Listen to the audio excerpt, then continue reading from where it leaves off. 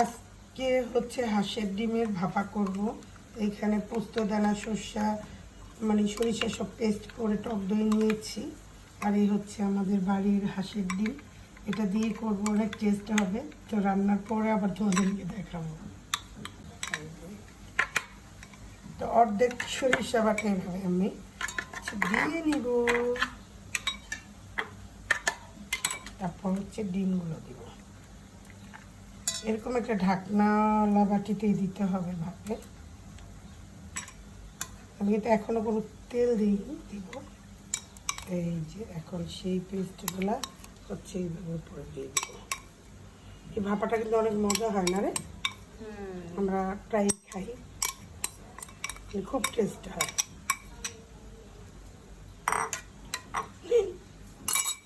তো যেভাবে হচ্ছে কাঁচামরিচ ফালি করে নিয়েছি,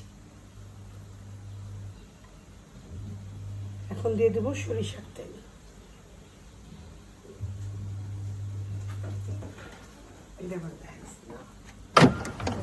তেলটা ফোকাস করে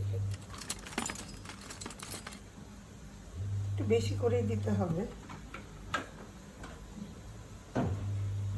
এটা সরিষার তেলে রান্না হবে, একটু বেশি করে তেলটা দিয়েছি।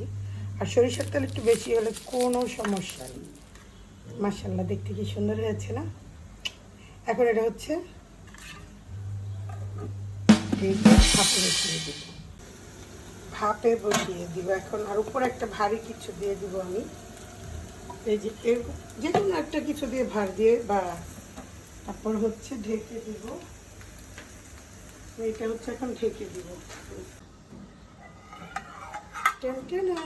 মাশাআল্লাহ মাশাআল্লাহ, সুন্দর স্মেলটা অনেক সুন্দর হয়েছে।